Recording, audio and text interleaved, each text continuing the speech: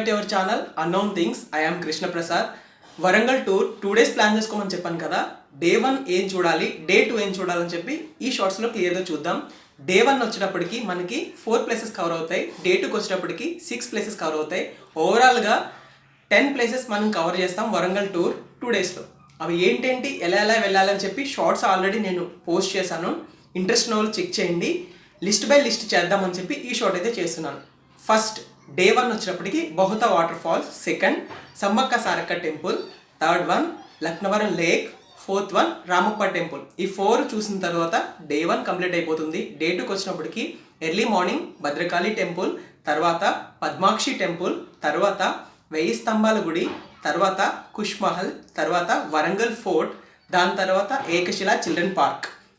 ఈ 6 డే 1లో 4 మొత్తం కలిపి 10 ప్లేసెస్ కవర్ చేస్తాం ఈ వరంగల్ టూర్లో. ఇలాంటి